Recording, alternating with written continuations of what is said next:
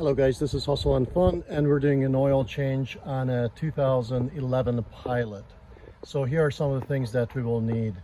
We'll need oil filter wrench, 17-inch socket, and either a wrench, a ratchet, or a breaker bar. I would suggest probably a wrench instead, which I do have.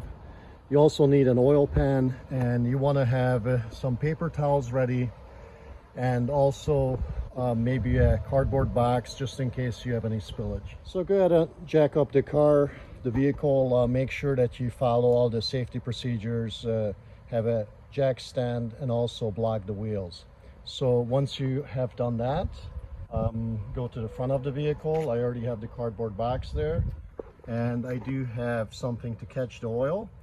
We can get started on this. You could use like a little creeper or something of that sort to go under the vehicle. Be careful if it's hot that you don't burn yourself, and we can get started. I usually like to take the oil cap off, and also it shows what kind of oil it needs, and you can see it's a 5W20, and that's what we have bought. Since this vehicle has over 200,000 miles, I use the high mileage full synthetic, and also the filter that I chose, it's something that says it can go 10-15,000 miles, which I don't want to do. I like to change my oil every 3,000 miles, but it's nice to have the extra protection. So let me show you how it is done. Well, first of all, I take the oil cap off, as I mentioned, just so the oil can flow freely, and then I'm ready to go under the car. Take the oil filter with me, and also the filter wrench and socket. So let me do that, and let me go to underneath the car. So I'm going to loosen the bolt, which is the 17 millimeter, which is now it's loose, and I'm going to get the oil pan underneath it. I'm going to open it. I already have the box underneath it to catch the extra oil or spillage that we may have. Make sure you position it well. And if it's really windy outside, you may not want to do that, because sometimes it tends to blow the oil all over the place. So what I usually do is I usually lift this up just a little bit when I get started on it, and then I loosen it with one hand, hold it with the other, and this way hopefully the oil will go in here instead of all over the place. So here we go, and then I lower it, and here it comes. It's flowing out. This has a few more miles than it should. As you can see, it's pretty dark, but at least we're changing it now. So we'll wait for it to flow all the way out, and once that's done, we will be putting the plug back in and changing the oil filter as well. Okay guys, so it's basically just trickling now, so most of the oil is gone out of the vehicle. I wiped off the filler plug and the drain plug, so I'm going to be putting it back in, and first tightening it by hand to make sure that I don't re-thread it. The little extra oil I'm going to be wiping off, and then I'm going to use a wrench to tighten it. In 1 second here. So here we go. Okay, so get up in there and just make sure it's nice and tight. You know, not quite as tight as some people like to tighten it, because you don't want to over tighten it and then have an issue down the road. So we should be good right there, and we're going to do the oil filter next. Open up the oil and get a little bit out to lubricate the filter gasket. Make sure that's filled, and put a little bit of oil in here, just so it's not going to be dry when we first start up the vehicle. So we should be good with that. That should be more than enough. And we're ready to go below and take the oil filter off. Okay, so what you need to do is you need to get the oil filter wrench on here, hopefully one that fits, and then you have to rotate it counterclockwise till you loosen it, and I have loosened it already, so we can take the wrench off.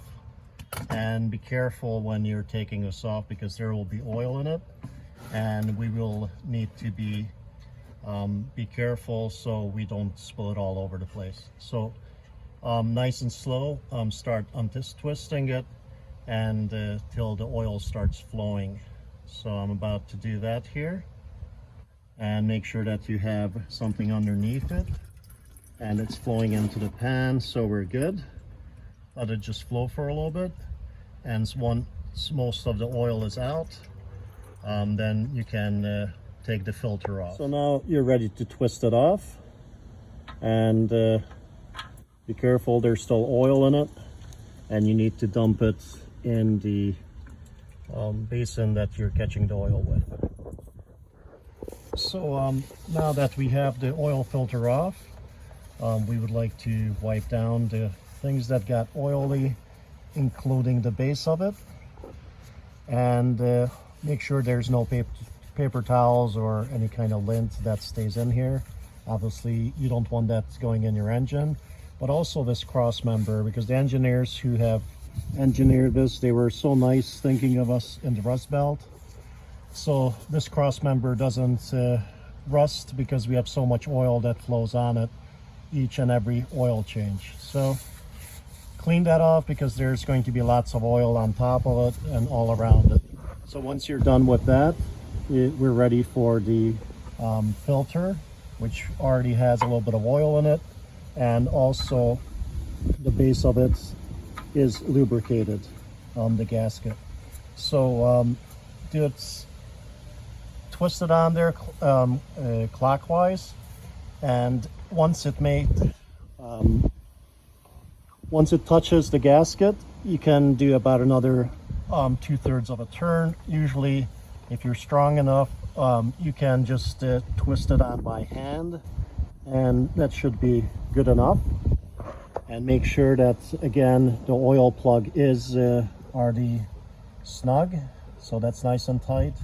And once you're done with all this, you can go to the top and pour the oil in. Yeah, I'm top of the engine now in the engine bay, and here is where you fill the oil in, right here. And I believe it needs about 4.5 quarts of oil, but put in about 4 quarts. Check it with the dipstick to see how much is in it, and then go from there. But for right now, let's put 4 quarts in. So I put about 3 quarts of oil in it so far. It's 5 quarts in the scan, so we need to go down to here to have 4 quarts. So I probably got another 1.5 quarts to go.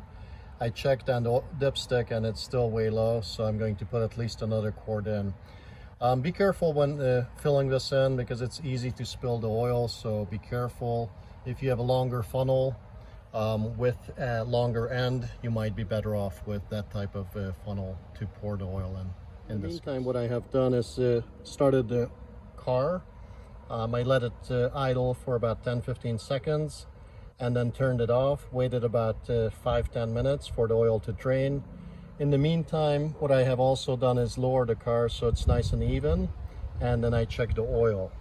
And it is between the 2 spots in this hatched areas, between the low and high, and that's where it's supposed to be. So we have the right amount. I put about 4.5 quarts on it, and someone made a suggestion to have 4.5 quarts. So we should be good to go on this.